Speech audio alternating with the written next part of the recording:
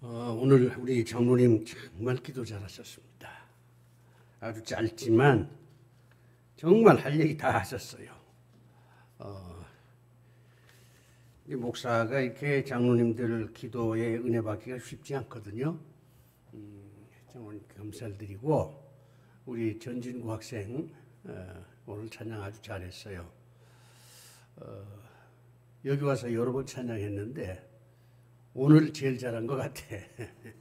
앞으로 더 잘하리라 그렇게 생각이 됩니다. 목사님들 이제 여름성경학교 철이 돌아왔는데 여름성경학교를 어떻게 할까 고민들 많이 하실 겁니다. 좀 변화를 주는 게 중요해요. 이 변화의 물결 앞에서 옛 것만 고집하는 것은 대단히 위험하고 어리석은 일입니다. 이 급격한 변화는 우리가 좀 이제 조심해야 되겠지만 세상이 지금 변하잖아요. 굉장히 많이 변합니다. 이런 변하는 세상에 그저 옛날식만 고집하면 아이들이 짜증을 내요. 그리고 이 여름성경학교를 통해서 무슨 성경 지식을 학생들한테 전해주려고 고집하지 마시고 그 아이들이 참 교회가 좋은 데다, 즐거운 데다 그런 아름다운 어떤 추억이라 그럴까요? 인식이라 그럴까? 그런 걸 심어주는 게 참 중요합니다. 대부분의 우리 전도사님들이 여름성경학교가 되면 뭘 좀 가르쳐 보겠다고 교리를 가르쳐 보려고 애를 많이 쓰는데 제 경험으로는 그게 별 의미가 없어요. 그래서 교회가 좋은 데고 즐거운 데고 선생님들이 우리를 사랑한다. 교인들이 우리를 사랑한다. 이런 그 깨달음을 주는 게 여름성경학교의 진정한 목표가 되어야 합니다. 우리 목사님들 한번 좀 고민해 보시길 바랍니다. 인문학적 설교를 어떻게 할 것이냐 이런 질문을 이제 후배들한테 많이 받는데 사실 저라고 특별히 인문학적 설교는 이거다 이렇게 정답을 드릴 수는 없어요. 그런데 이제 내가 33년 동안 설교를 하고 은퇴를 했잖아요. 지금 이렇게 가만히 지난날 내 설교를 돌아보면 여러 가지 문제가 많구나 그런 걸 깨닫습니다. 이제 가장 큰 문제는 조화가 깨어지는 거예요. 우리가 이 설교 속에는 세 가지가 같이 있어야 된다고 봅니다. 첫째는 지적인 게 있어야 돼요. 두 번째는 이 감정적인 요소도 상당히 중요합니다. 깨닫는 것도 중요하지만 느끼는 것도 중요해요.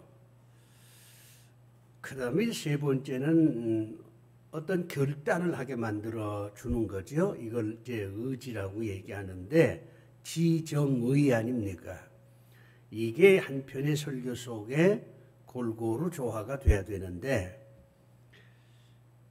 이게 어렵습니다.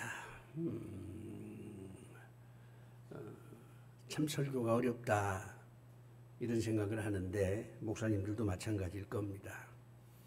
이제 설교물을 만들 때 지적인 것도 또 감정적인 것도 그리고 어떤 의지적인 것도 조화를 이루면서 한 편의 설교물을 만들어야 되겠구나 이런 생각을 하시면 지금보다 좀 나아지지 않겠나 그런 생각을 해봅니다. 지금 계속해서 사랑에 대한 얘기를 하는데 제가 가끔 이런 생각을 해봐요. 우리가 사는 이 시대에 사랑은 있는가? 우리가 사랑이라 그러면은 하나님에 대한 사랑, 가족에 대한 사랑, 친구에 대한 사랑, 남녀간의 사랑 크게 이제 네 가지로 이제 나누는데 과연 오늘 그리스도인들이 하나님을 진정으로 사랑하고 있는가? 물론 진정으로 사랑하는 사람도 있지만 아마 하나님을 진정으로 사랑하는 교인들의 수가 점점 줄어들고 있지 않나, 그런 생각을 해봐요. 부모 자식 간의 사랑도 예전에 비하면 많이 사라졌죠. 많이 변했어요. 가끔 신문지상을 통해서 이제 기사가 되는 것 가운데 굉장히 충격적인 게 있지 않아요? 아이를 버렸다든가. 옛날에는 이혼을 하더라도 어머니가 자식을 꼭 자기가 키우겠다고 이렇게 좀 고집스럽게 얘기를 하기도 했는데, 요즘은 부모가 이혼할 때 애들 때문에 더 싸워요. 서로 안 맡으려고. 그러니 이게 뭐 부모 자식 간의 사랑도 많이 퇴색했지 않나. 자식들도 부모를 옛날처럼 그렇게 섬기질 않습니다. 아주 악담을 하면, 병으로 고생하면 빨리 돌아가셨으면 하고 생각한다, 뭐 그런 얘기도 있잖아요. 우정은 존재하는가? 친구지간의 이 사랑도 예전에 비하면 뭐 많이 사라졌죠. 남녀 간의 사랑은 더 말할 것도 없습니다. 그래서 저는 우리 시대에 사랑은 있는가? 있다. 어디에 있느냐? 유행과 가락 속에만 남녀 간의 사랑이 좀 남아있지, 사실상 우리 시대의 사랑은 죽었다. 이렇게 아주 극단적인 생각을 해봅니다. 이제 후배들이 저한테 가끔 물어요. 선배님은 성공하셨습니까? 이렇게 물으면 저는 이렇게 대답합니다. 나는 성공하기 위해서 살지는 않았다. 무엇이 성공이냐 하는 것은 굉장히 주관적인 판단이기 때문에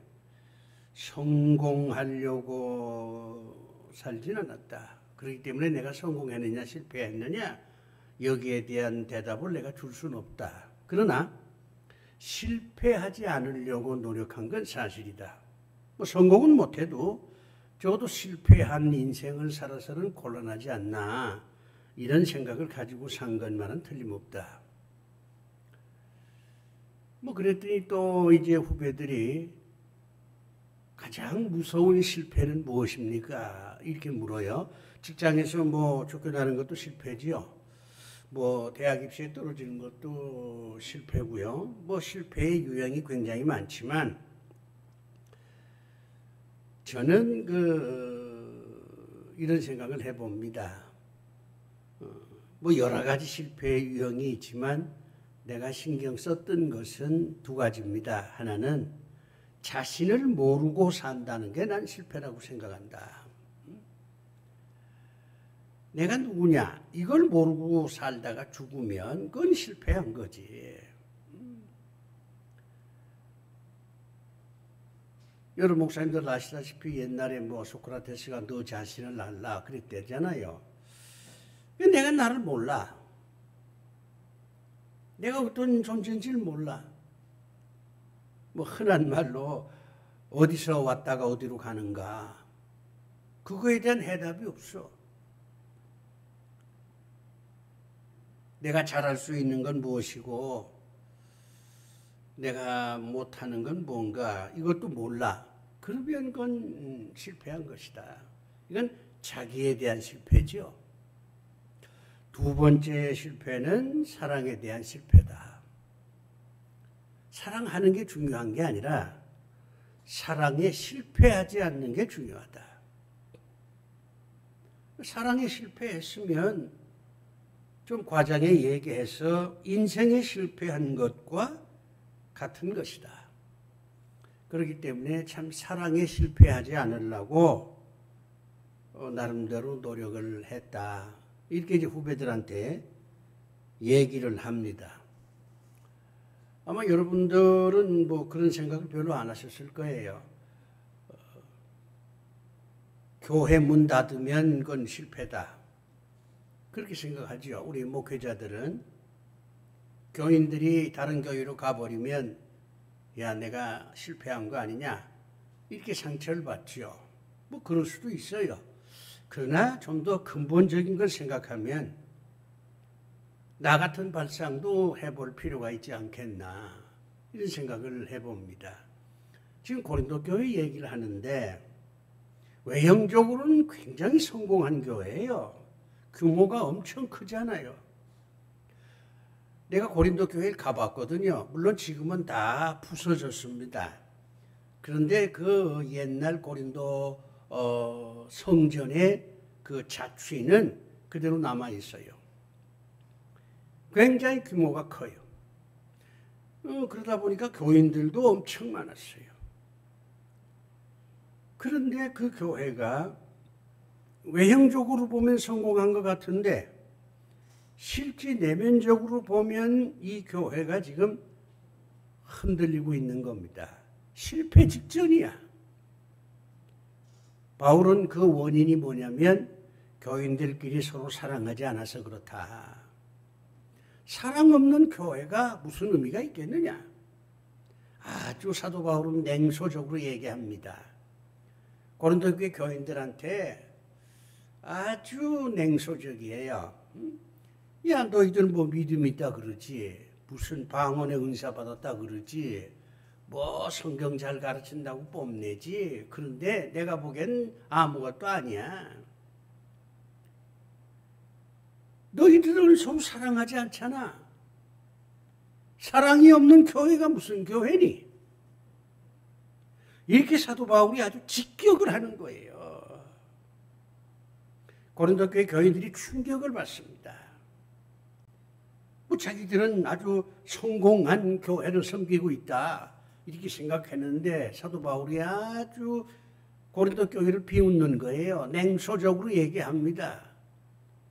너희들 실패한 그런 교회로 지금 가고 있어. 서로 사랑하지 않잖아. 그래서 이제 사랑에 대한 얘기를 쭉 하는 겁니다. 그러면서 사도 바울은 사랑의 방법을 가르치는 거예요. 사실 우리 많은 사람들은 부모를 사랑하려고 그러지요. 자식을 사랑하려고 그럽니다. 친구 사랑하려고 그러지. 그런데 방법이 잘못됐어. 내 식으로 하면 그게 사랑인 줄 알아. 근데 사도 바울은 사랑도 공식이 있다는 거예요. 사랑하려면 네 멋대로 해서 사랑하는 거 아니야. 사랑하려면 이렇게 이렇게 해야 돼. 그러면서 사랑의 기술, 테크닉을 가르치는 겁니다. 사랑의 방법을 가르치는 거예요. 굉장히 구체적이죠.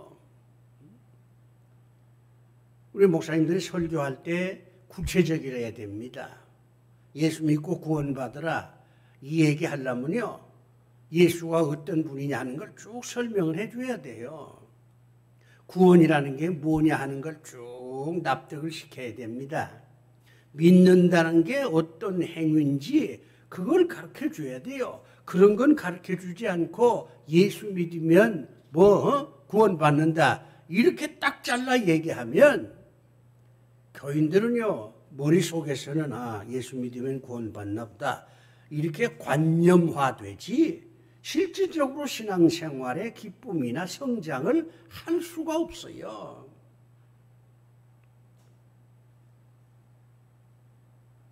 그렇기 때문에 사도 바울은 이 고린도 교회 교인들한테 사랑의 방법을 아주 세밀하게 차근차근 가르치는 겁니다. 오늘은 이제 두 가지인데, 사랑은 무례히 행하지 않는 것이다. 사랑은 상대방한테 화내는 거 아니야. 이 얘기를 지금 사도 바울이 하는 건데, 우리가 생각할 때는 이건 상식적이잖아요. 그런데 이 상식적인 것을 그대로 넘어가지 말고 이걸 좀 분석적으로 해부학적으로 좀 나누어서 더 정확하게, 그래야 구체적이 되니까 얘 상대한테 무례히 행치 않는 게 이런 거로구나. 화를 낸다는 건 이런 점에서 문제가 있구나. 이걸 교인들이 납득을 해야 될 거 아니에요. 그래서 오늘 이 문제를 좀 구체적으로 말씀을 드리려고 합니다. 사랑은요, 상대방한테 예의를 지키는 거예요. 무례히 행치 않는다 하는 말은 상대방한테 예의를 지키는 거거든요. 요즘 우리 시대에 뭐 예의가 없다 그러잖아요. 교회 가도 그래요. 뭐 젊은 사람들이 나이든 노인들한테 인사를 별로 안 해. 이게 예의가 없는 거지. 초신자가 와도 기존에 있는 장로님들이 그 인사를 안 해. 아니 인사를 해야 될 거 아니야. 아니 저희 교회에 오셔서 감사합니다. 저 아무개 장로입니다. 뭐 불편한 점 있으면 말씀해 주세요. 제가 정성껏 도와드리겠습니다. 뭐 이렇게 해야 그 새로 들어온 교인도 야, 이 교회가 사랑이 좀 있구나 이렇게 느낄 거 아니에요. 그런데 뭐 누가 상대를 안 해줘? 고작 하는 게 전도사가 상대를 해주고 조금 있으니까 뭐 구역장이 와가지고는 아 우리 구역이라고 그 정도 가지고는 안 되지요. 상대방한테 예의를 지켜야 돼요. 자식들이 부모를 사랑하려면 부모한테 예의를 지켜야 돼요. 부모도 자식한테 예의를 지켜야 됩니다.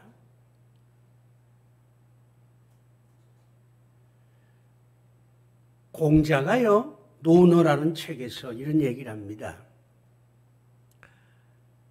예의야말로 인간관계의 기본이다. 이게 무너지면 인간관계가 다 깨지는 거야.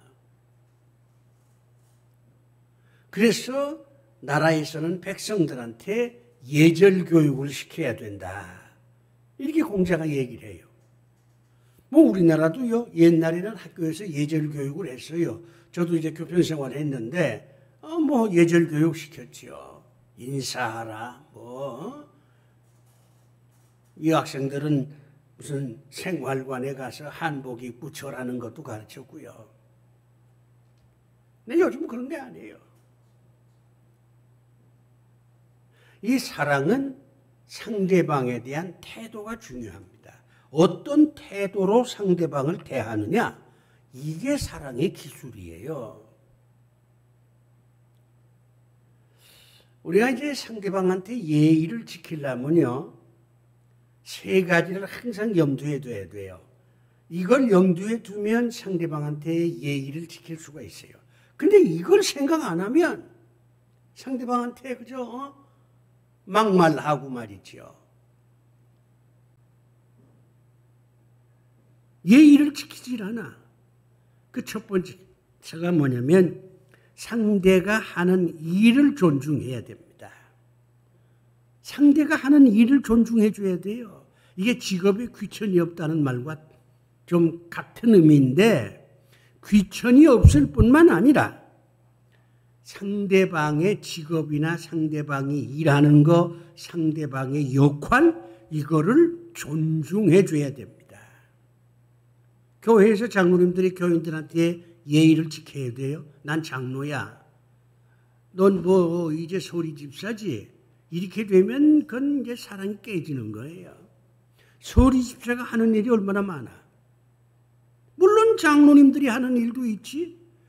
그런데 장로님들이 소리 집사가 화장실 청소하고 또는 무슨 교회 청소하고 구역장 신방하고 전도 하고 이런 거요. 다 그걸 존중해 줘야 돼요. 상대방이 무슨 이거 예를 들어서 하는 겁니다. 통장이다, 택시 운전사다, 아니면 도배하는 사람이다. 상대방도 직업이 있을 거 아니에요, 교인들이. 그걸 존중을 해줘야 돼요. 그렇지 않고 아니 하고 많은 직업이 있는데 그래? 그런 거야? 그런 직업 해? 그래가지고 그거 먹고 살겠어? 이렇게 얘기하면 그거는 상대를 무시하는 거예요. 그건 사랑이 아니에요.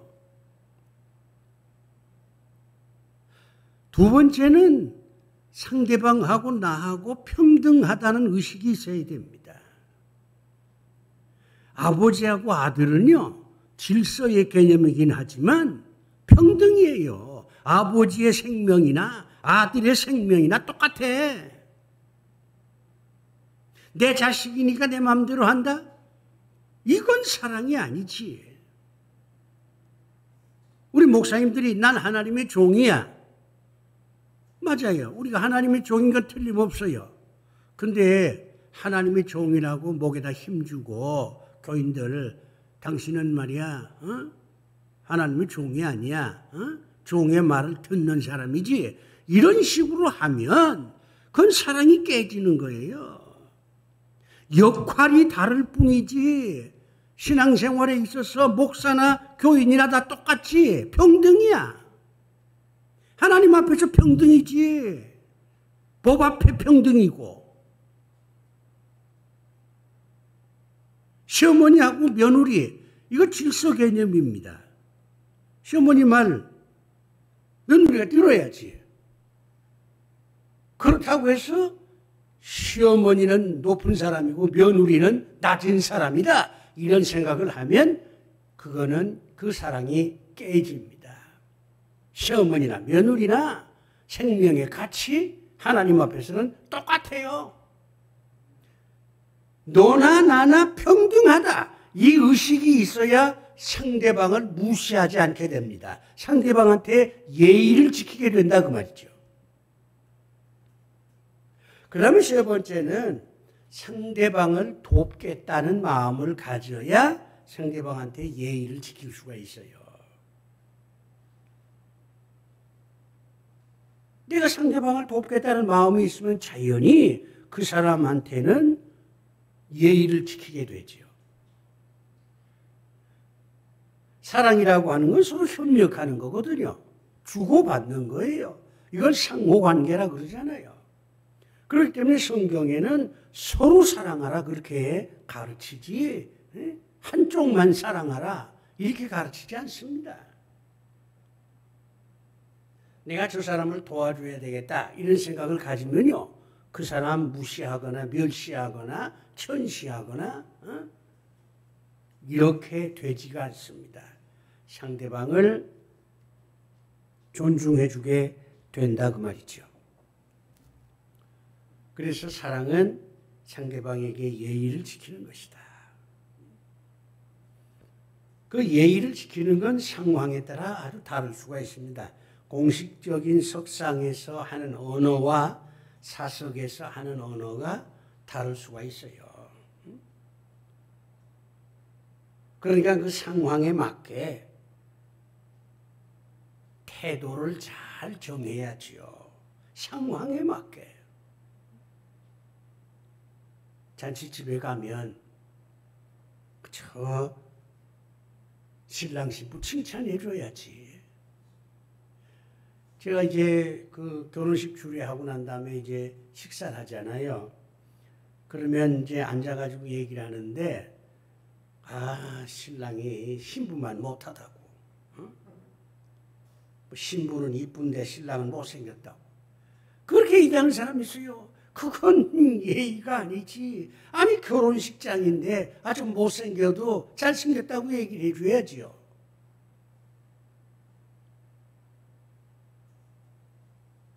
장례집에 가가지고서는 뭐 100세에 돌아갔다고 100세에 돌아가면 그 농담반 진담반으로 뭐 축사망이라 그런다 하잖아요.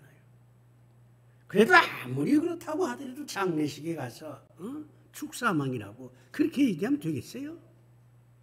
상황에 맞게 상대방을 대접을 해줘야 이게 예의를 지키는 것이다. 바울은 그렇게 가르칩니다. 그런데 고린도 교회는 그게 없는 거예요. 다 그냥 자기 잘났다고 떠드니까. 그 다음에 이제 두 번째가 성내지 아니한다 그랬죠. 이게 상당히 어렵습니다. 사랑은 상대방에게 화를 내지 않는 겁니다. 예의를 지키는 것은 내가 조심조심하면 그런 대로 상대방한테 예의를 지킬 수가 있어요. 그런데 상대방한테 화를 내지 않는다. 이건 정말 어렵습니다. 이건 그야말로 시중에 하는 얘기대로 표현한다면 이게 돌을 닦아야지. 돌을 못 닦으면요. 이게 걸핏하면 화를 낼 수밖에 없거든요. 그래서 성경을 보면 이 화내는 거에 대해서 아주 비판적입니다. 아주 비판적이에요. 예를 들면 마태복음 5장 22절 보면요. 화를 내는 거는 살인의 첫걸음이라고 그렇게 강조를 해요. 화를 내면 그게 사람을 죽이는 것으로 발전할 수 있다 이거죠. 첫걸음이라는 겁니다.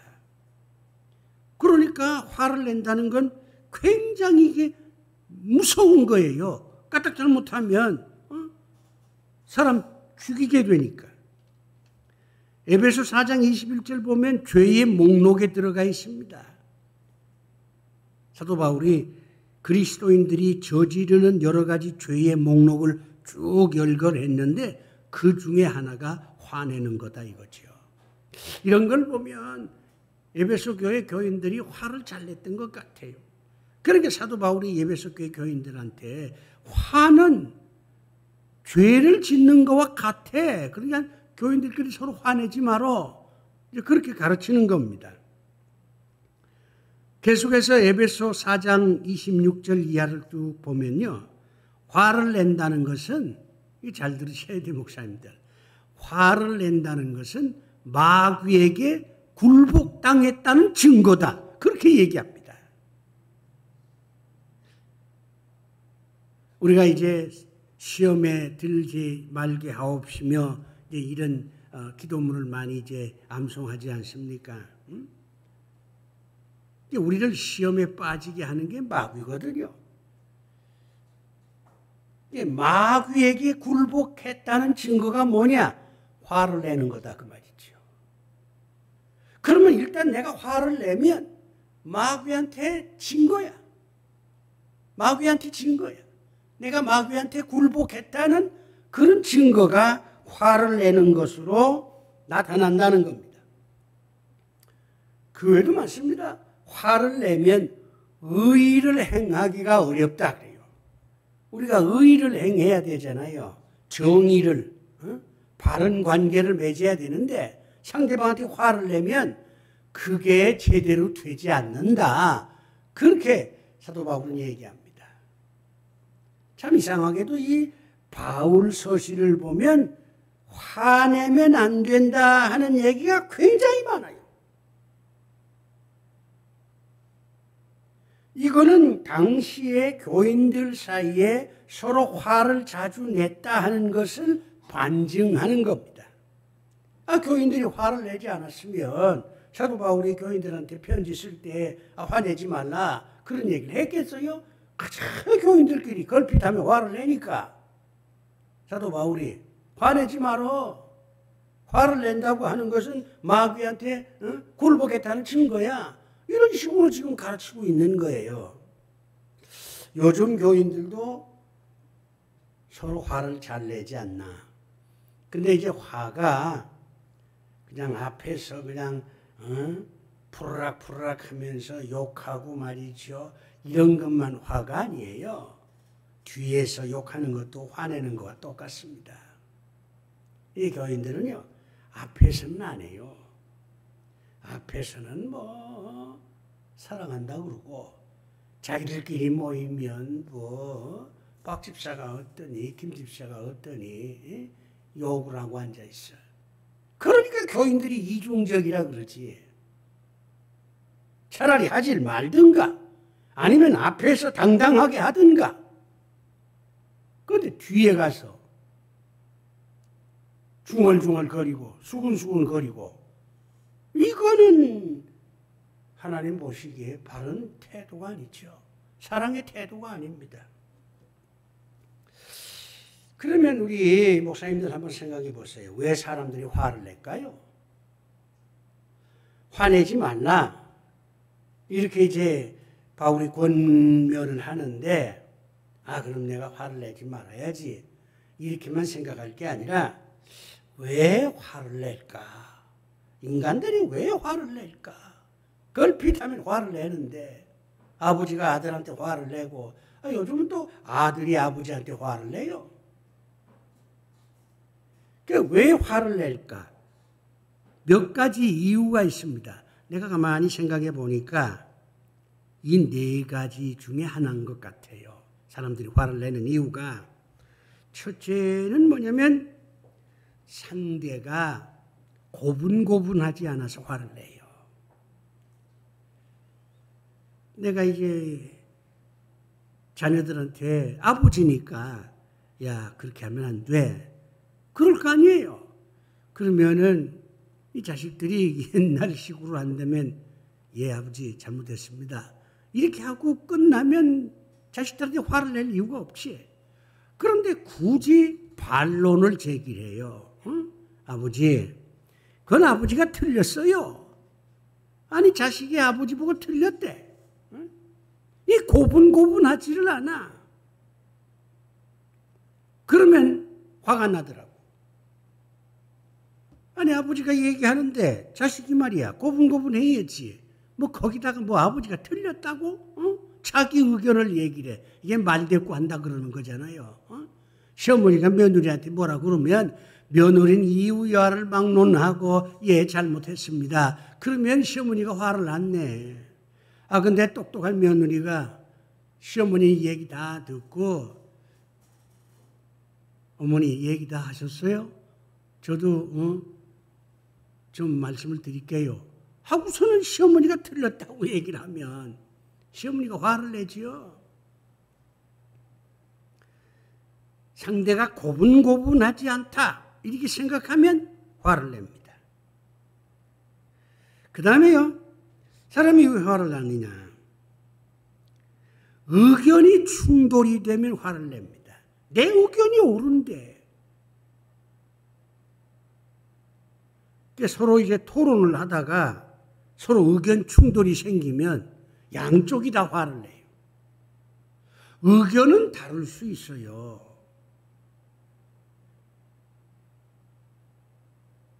그렇잖아요.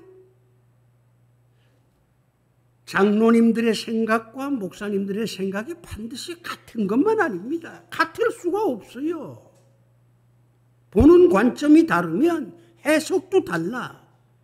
그럼 각자의 의견을 얘기하면 그 의견 가지고 객관적으로 검증을 해서 가장 좋은 게 뭘까 이걸 찾아내면 되는데 의견이 서로 이제 부딪히게 되면 나중에는 얼굴을 붉히게 되고 화를 낸단 말이에요.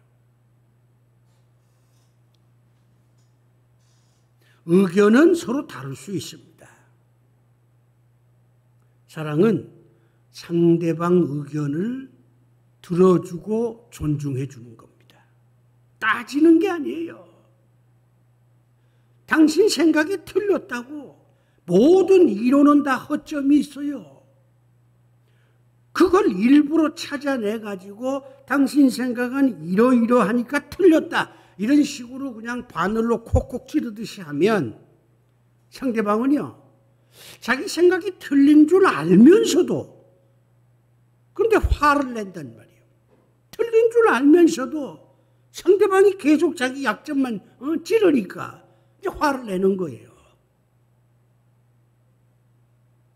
그 다음에 세 번째는 자기 이익이 침해당했다고 생각할 때 화를 내요. 내 이익이 침해당했어. 이건 당연히 내 건데.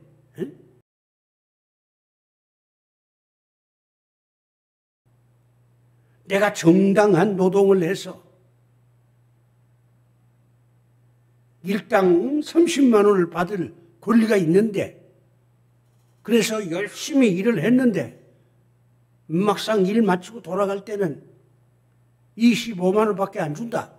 그러면 그 사람 화내지요. 내 이익이 침해당했다고 생각을 하니까 화를 내는 거예요.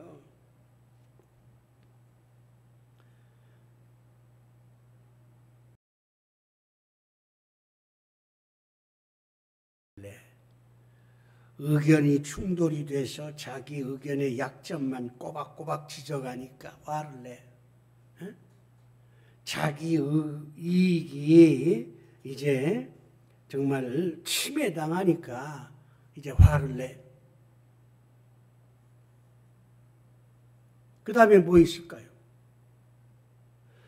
우리 목사님들이 성내지 말라 그랬으니까 성내면 안 되겠구나. 이 정도 가지고는 안 됩니다. 왜 내가 성을 내는가?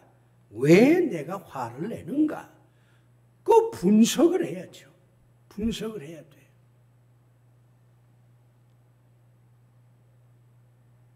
또 어떤 사람은요, 이건 아주 노련한 사람이죠. 자기 방어를 위해서 화를 내요. 자기가 꿀릴 것 같거든. 그러니까 이 분위기를 반전시키기 위해서 화를 일부러 내버려요. 더 이상 말하지 말라. 여기서 끝내자. 의도적으로 화를 내는 거죠. 어쨌든 사랑은 상대방에게 화를 내는 게 아니다.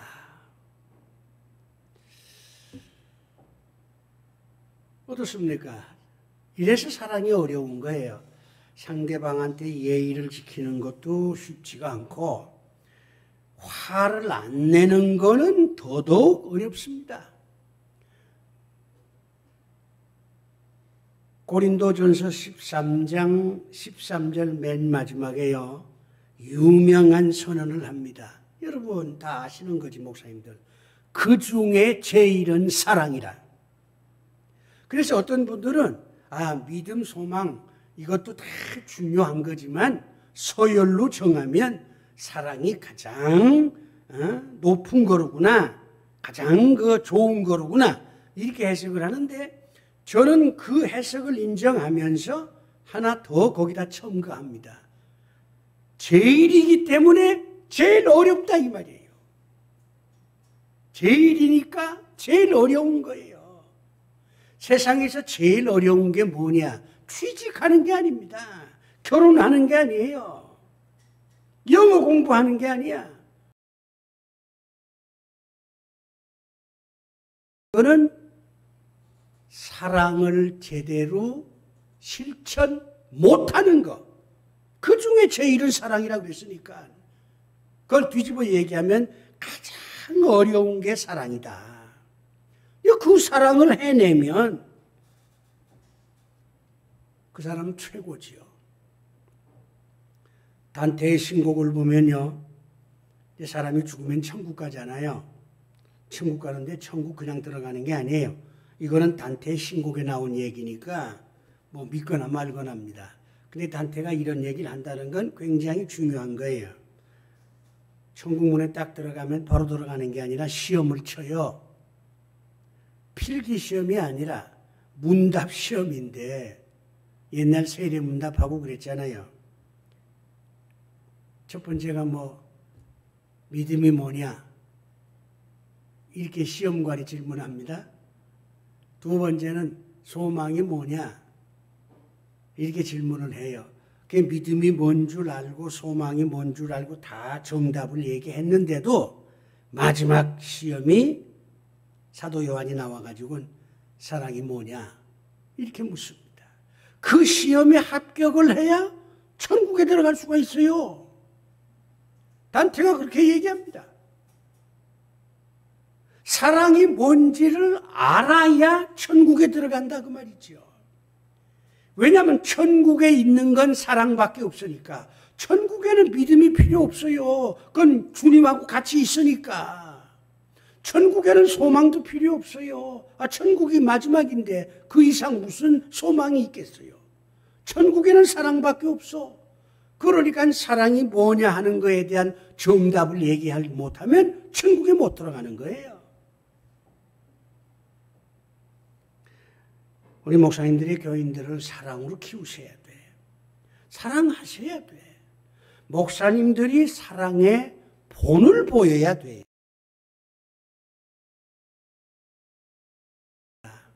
그리고 그 교회가 사랑이 충만한 교회가 될 수가 있습니다. 화를 내지 않으려면 어떻게 해야 됩니까? 또 이렇게 묻는 사람이 있어요. 글쎄요. 화를 안 내려면 어떻게 해야 될까? 저는 이렇게 생각합니다. 이건 내 경우에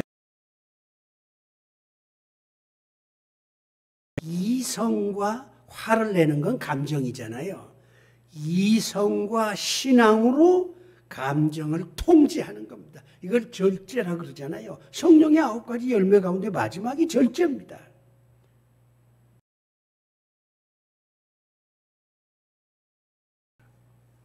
근데 그냥 눌러지질 않으니까 이성과 신앙으로 화를 내고 싶어 하는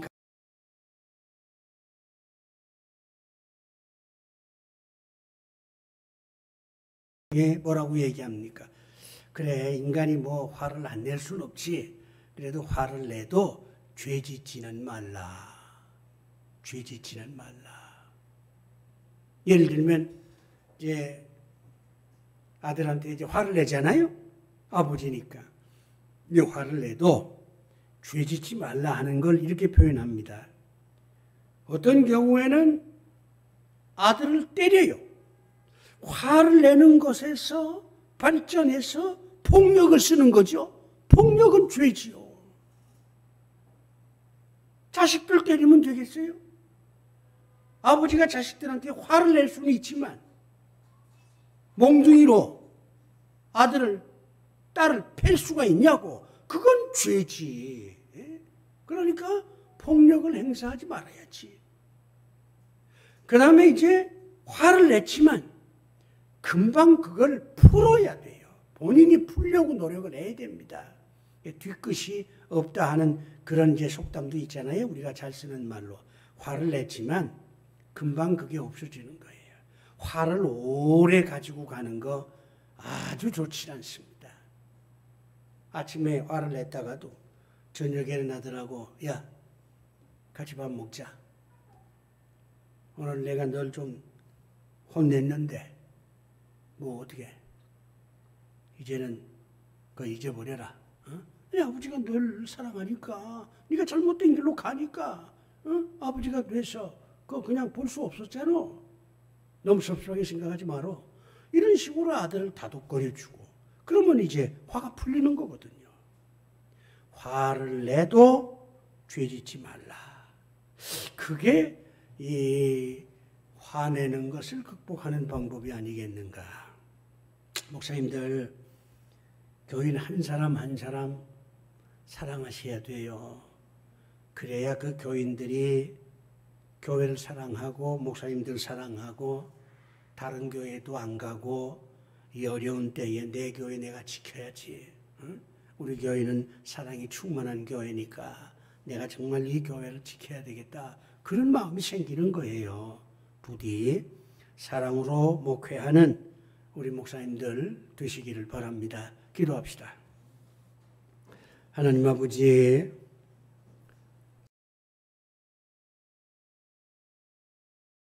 영광을 돌리지 못하는 교회인 것을 저희가 깨닫습니다. 우리 목사님들 사랑의 은사를 베풀어 주셔서 모든 교인들을 정말 사랑하는 그런 목사님들 되게 도와 주시옵소서. 예수 그리스도 이름으로 기도드리옵나이다. 아멘.